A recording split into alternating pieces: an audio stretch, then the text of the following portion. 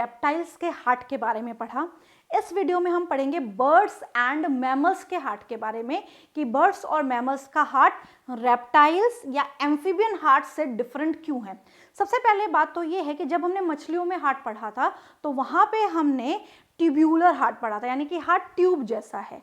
Tube जैसा heart में हमने ये भी पढ़ा था कि वहाँ पे जो एट्रियाज हैं या ऑरिकल हैं वो नीचे थे, वेंट्रिकल ऊपर थे।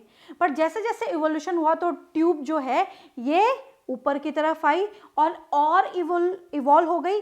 और इस इवोल्यूशनरी पीरियड में जो हार्ट में अपर चैम्बर्स हो गए वो हो गए ऑरिकल्स या एट्रियाज और लोअर चैम्बर्स हो गए वेंट्रिकल्स।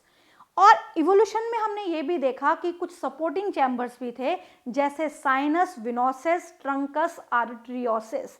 तो जब हम मछलियों का हार्ट पढ़ते हैं तो मछलियों के हार्ट में साइनस विनोसिस और ट्रंकस आर्टरियोसिस बहुत ज़्यादा मॉडिफिकेशन शो नहीं करते। बट वहीं जब हम एम्फीबियंस का हार्ट पढ़ते हैं तो वहाँ पे वो डिवाइड हो जाते हैं, डिवाइड होके ब्रांचेस में कन्वर्ट हो जाते हैं और वो जो ब्रांचेस हैं वो लंग्स और बॉडी पार्ट में चली जाती हैं।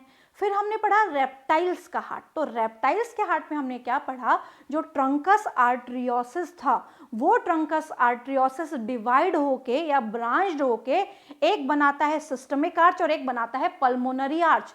उसमें जो सिस्टमिक आर्च है वो एक है, पल्मोनरी आर्च दो हैं। बट जब हम बर्ड्स और मैमल्स का हार्ट पढ़ते हैं तो सिस्टमिक आर्च भी एक है, पल्मोनरी आर्च भी एक ही है। तो इस तरीके से डिफरेंशिएटेड हार्ट में बनाया जाता है। तो इस चीज को हम डायरेक्टली समझेंगे जब हम डायग्राम समझेंगे। सबसे पहले बर्ड्स और मैमल्स का जो हार्ट है उसमें ऑक्सीजनेटेड ब्लड और डीऑक्सीजनेटेड ब्लड सेपरेटेड हैं, यानी कि वेंट्रिकल में कंप्लीट सेप्टम है। वेंट्रिकल जो है वो पूरी तरीके से डिवाइड हो चुका है। अभी तक हमने एक सिंगल वेंट्रिकल ही पढ़ा था।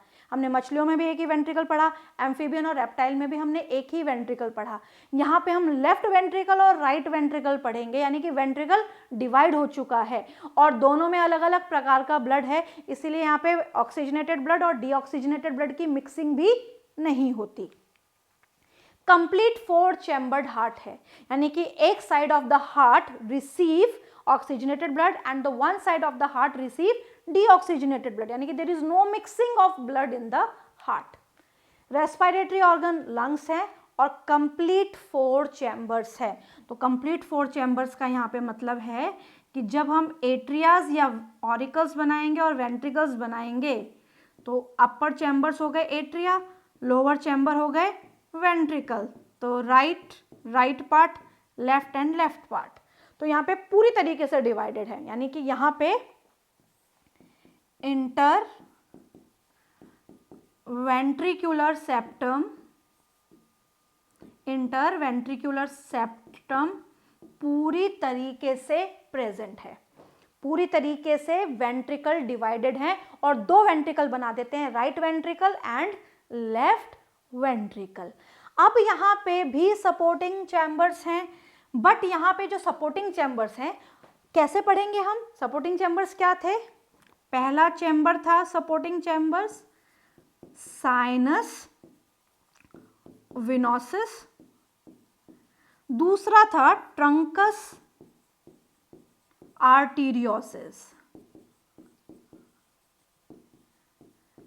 ये दो सपोर्टिंग एक्सेसरी चैम्बर्स थे। साइनस विनोसिस सभी में ही राइट एट्रिया के साथ जुड़ा था, चाहे वो मछलियों में देखा जाए, चाहे वो एम्फीबियंस में देखा जाए या रेप्टाइल्स में देखा जाए, साइनस विनोसिस राइट एट्रिया के साथ है। बट जैसे जैसे इवोल्यूशन होता है तो यहाँ पे जो साइनस विनोसिस है वो किसके साथ मर्ज हो जाता है, वो मर्ज हो जाता है राइट एट्रिया के साथ, यानी कि साइनस विनोसिस राइट एट्रिया की वॉल में जाके ही मर्ज हो गया, यानी कि वो एक हो गया राइट एट्रिया के साथ। What about the trunks arteriosus, जो ट्रंकस आर्टेरियोसिस है ये ब्रांचेस बनाता है, एक को हम बोलते हैं सिस्टेमिक आर्च और एक को हम बोलते हैं पल्मोनरी आर्च। ध्यान रखने वाली बात यह है कि पल्मोनरी आर्च आगे जाके बनाएगी पल्मोनरी आर्टरी ये कॉमन है, रेप्टाइल में भी ऐसा ही होता है। पल्मोनरी आर्च पल्मोनरी आर्टरी बनाती है, सिस्टमिक आर्च बनाती है एओर्टा। अब यहाँ पे डिफरेंस क्या है बर्ड और मैमल्स के हार्ट में, क्या डिफरेंस है? एक छोटा सा डिफरेंस ये है कि जब हम सिस्टमिक आर्च की बात करते हैं तो सिस्टमिक आर्च बर्ड्स में राइट से आती है और मैमल्स में लेफ्ट से आती है।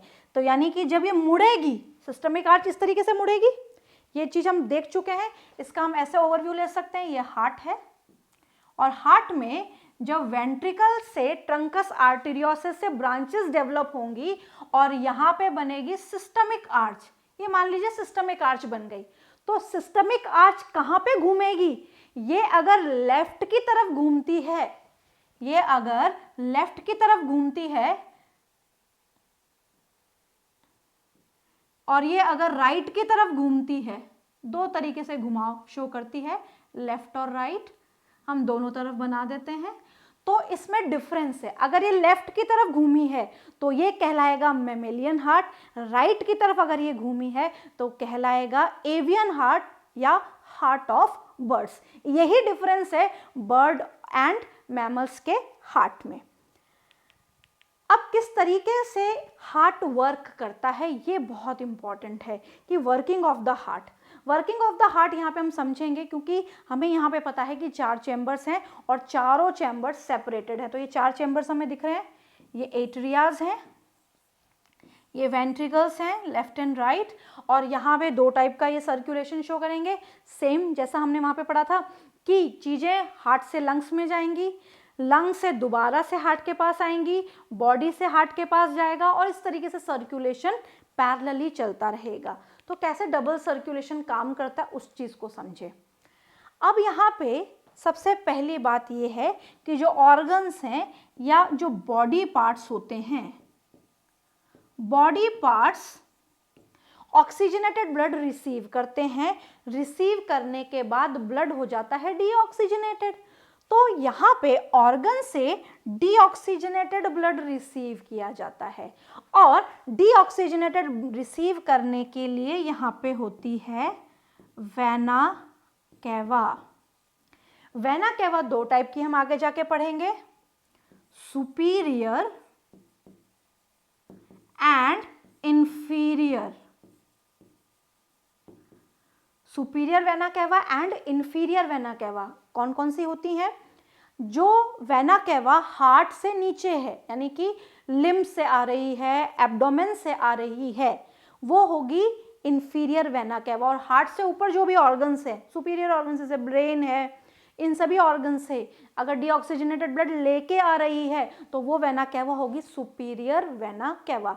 दोनों वेना कैवा ओपन होती हैं राइट एट्रिया में, यानी कि राइट एट्रिया में ब्लड आ जाता है ऑक्सीजनेटेड, राइट एट्रिया में ब्लड आ जाता है, सॉरी डीऑक्सीजनेटेड, क्योंकि डीऑक्सीजनेटेड ब्लड ही रिसीव किया है राइट एट्रिया ने बॉडी से with the help of superior and inferior vena cava. अब राइट एट्रिया कॉन्ट्रैक्ट होगा, राइट एट्रिया के कॉन्ट्रैक्शन से जो ब्लड जाएगा वो जाएगा राइट वेंट्रिकल में, ये राइट वेंट्रिकल में ब्लड चला गया।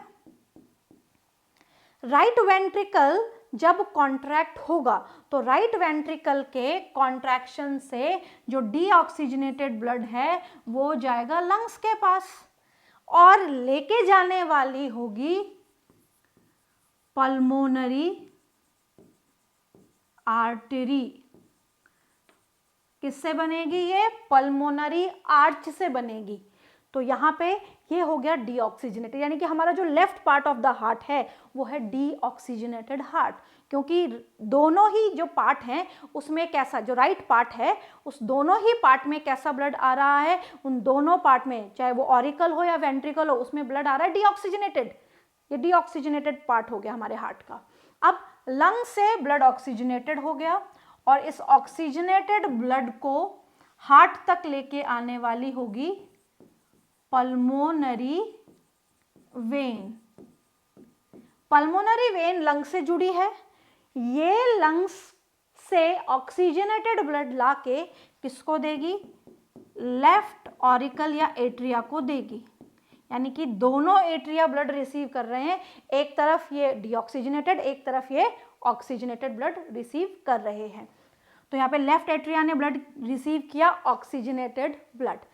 यहाँ पे लेफ्ट एट्रिया कॉन्ट्रैक्ट होगा, इसके कॉन्ट्रैक्शन से ब्लड जाएगा लेफ्ट वेंट्रिकल में, ये लेफ्ट वेंट्रिकल में ब्लड आ गया। लेफ्ट वेंट्रिकल का फिर से कॉन्ट्रैक्शन होगा और इसके कॉन्ट्रैक्शन से ऑक्सीजनेटेड ब्लड एओर्टा की सहायता से कहाँ पे जाएगा, बॉडी ऑर्गन्स के पास जाएगा। ये बॉडी ऑर्गन्स के पास ऑक्सीजनेटेड ब्लड चला गया।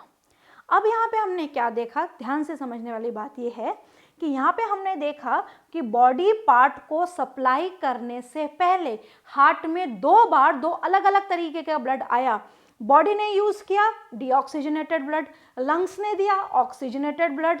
यहाँ पे राइट एट्रिया ने क्या रिसीव किया, डीऑक्सीजनेटेड, वहीं लेफ्ट एट्रिया ने रिसीव किया ऑक्सीजनेटेड। एक ही समय पे ध्यान रखना, दोनों एट्रिया में एक साथ ब्लड आता है, दोनों एट्रियाज एक साथ कॉन्ट्रैक्ट होते हैं, दोनों वेंट्रिकल में एक साथ ब्लड बढ़ता है, फिर दोनों वेंट्रिकल एक साथ कॉन्ट्रैक्ट होते हैं। यानी कि जो ऑक्सीजनेटेड और डीऑक्सीजनेटेड ब्लड का जो फ्लो है वो पैरेलली चलता है। तो किसी भी ऑर्गन को ब्लड सप्लाई करने से पहले हार्ट में दो बार दो अलग अलग तरीके का ब्लड आ रहा है।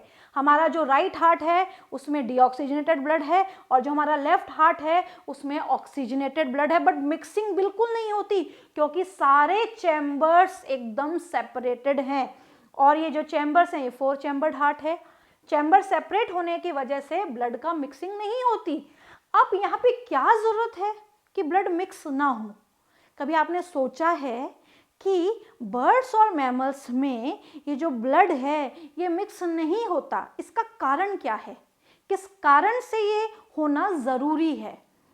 थोड़ा सा अगर दिमाग पे हम जोर डालें और इस बात को समझें तो हम ये कह सकते हैं कि ये जो मिक्सिंग न होना ज़रूरी है बर्ड्स और मैमल्स के लिए, क्योंकि ये कैसे ऑर्गेनिजम्स हैं, which kind of blood they have, they are warm blooded organism.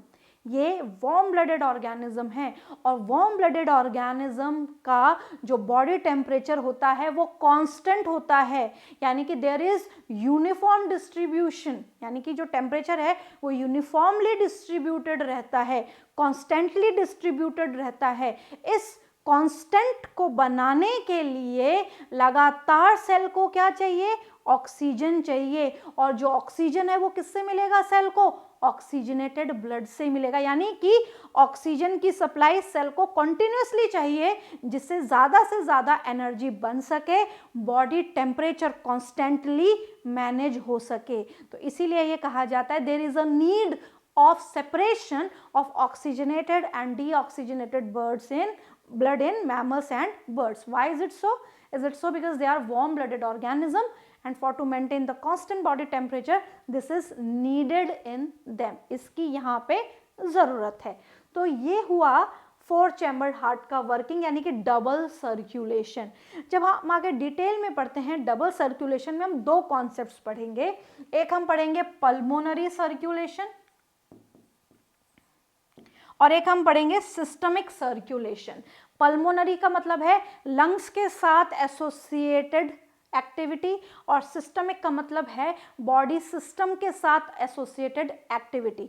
दोनों चीज़ों में हार्ट का काम है क्योंकि हम सर्कुलेशन पढ़ रहे हैं, बिना हार्ट के तो कुछ नहीं हो सकता। तो यहाँ पे हार्ट की ज़रूरत रहेगी लंग्स को भी और बॉडी को भी ब्लड लेने और देने के लिए। तो this is all about the double circulation in birds and mammals.